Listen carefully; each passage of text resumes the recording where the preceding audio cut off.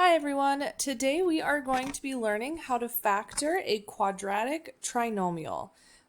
So let's look at the first example. So this is a quadratic trinomial. Why? Because it has a degree of 2, making it a quadratic, and it is a trinomial because there are 3 terms. So when we factor a trinomial, we are going to see some similarities with multiplication. Now, what we're essentially doing is we are taking this trinomial and we are going to break it up into two binomials multiplied together. So what we are going to do is we are going to set up a box. In our box, we always have our first term, our ax squared term, is going to go in that first box. So in the top left, I'm going to put x squared. In the bottom right, we always have our c term. And so in my example, that is going to be plus 3 or just 3. Then what we have to do is we have to find our magic numbers that go into those other two boxes. So what we are going to do is we are going to set up a table, and we are finding two numbers that are going to multiply to a times c and add to b. So if I go and look again at my variables here, based off of my trinomial, a is going to be the number in front of x squared, so that is 1. B is the number in front of x, so that is 4. And c is the number by itself at the end, so that is going to be 3. So if I want to multiply to a times c, that is going to be 1 times 3, which is 3. And add to b, which in my case is 4. Now there's a little bit of math you can think about and some strategy when you're finding your magic numbers, which we've talked about in an earlier lesson. But if I'm multiplying to a positive number and adding to a positive, both of my factors have to be positive. So let's start making a list of factors of 3. I have, 1 and 3. And if I add 1 plus 3 together, those equal 4. So 1 and 3 are actually my magic numbers. Now what do I do with those magic numbers? Those go in my other two boxes with an x. So I would have a 1x and I would have a 3x. It does not matter which one you put into which box, as long as you have both of them. Make sure in this case they are both positive and they have an x with them. Now from here, we are taking our numbers out of the box. And when we take our numbers out of the box, this is where we're kind of solving that little puzzle. So I always start in my top left box. What times what is going to give me x squared? Well, that's x and x. And then I can go to my top right.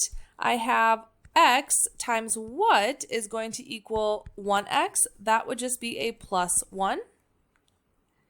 And then in the bottom left box, I would have x, again, times what is going to give me a 3x? Well, that would be a plus 3.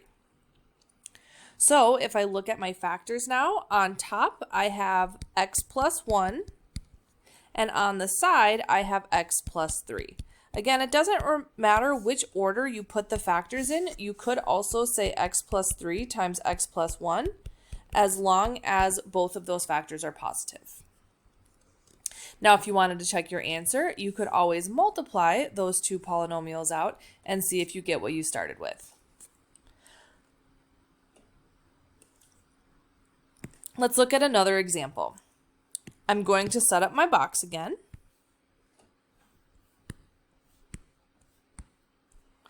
And I'll just kind of set up my little table here. We are going to multiply to a times c again.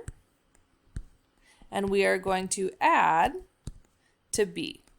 So let's start filling in my box. In my first terms, my first box, I have 3x squared. And in my bottom right box, I have a plus 10. Now, what's going to go in my other two boxes? Well, I want to multiply to a times c. A, in this case, is 3 in front of x squared.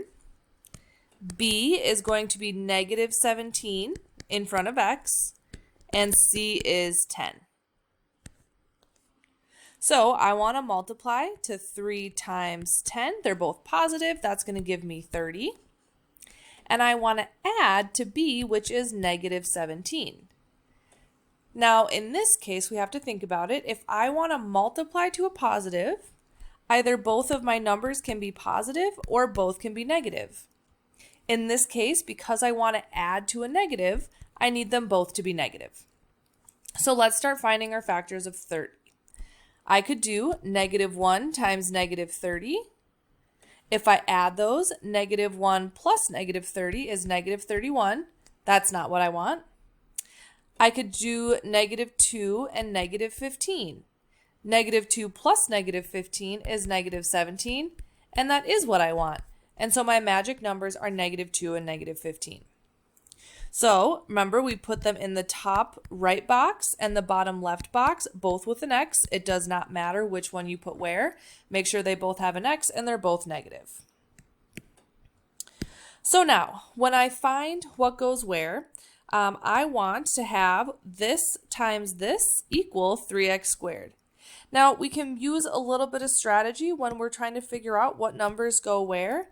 If I think about it, if I put the 3x on the side here, to find what goes in the top right, I would have to take 3x times something to give me negative 2x. Well, that's not possible, and so therefore, I know that the 3x has to go on the side, or on the top, excuse me. So 3x times x gives me a 3x squared.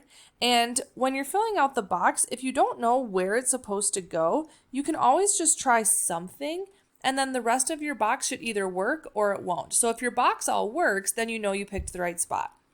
Because now if I look at it, I can now take, well, 3x times what is going to give me a negative 15? That is going to be a negative 5. And then I can check in the top as well, and I want to think, okay, now x times what is going to give me a negative 2x, and I could put a negative 2x, or a negative 2 there. I'm going to erase these just so it's easier to see. So now, once I go through, you can also double check if you want to, just to make sure that the rest of your box works. Negative 5 times negative 2 is going to be a positive 10. And so that helps you see that you probably did the right thing. So then your final step is writing them out as factors. 3x minus 2 is one factor, and x minus 5 is the other. Once again, you could write this out as x minus 5 and 3x minus 2. Just make sure that both terms on top go together in a factor and both terms on the side go together in a factor. And then if you did want to check your answer, you could always multiply 3x minus 2 times x minus 5 and see if you got what you started with.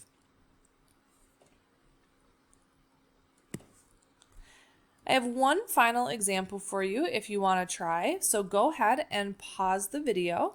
Go ahead and try and see if you can factor this out. And then when you're ready to check your answer, you can unpause the video.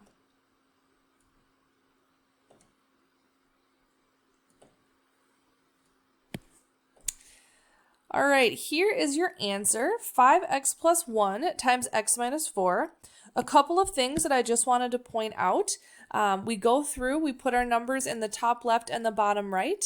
And then for my magic numbers, I want to multiply to a negative and add to a negative. So if I'm multiplying to a negative, I know that one of my numbers has to be positive and one of them has to be negative. And because I'm adding to a negative, that means that the negative number has to be larger. And so that's how I knew that the 20 was negative. If you did accidentally flip-flop them and you did negative 1 times 20, you would get a positive 19. So you can see it's the same number, it's just the wrong sign. So if that happens to you, just flip-flop where your negative goes. But otherwise, we go through, put those numbers inside the box, and then you can take the numbers out of the box, double check that everything works out, and get your two factors.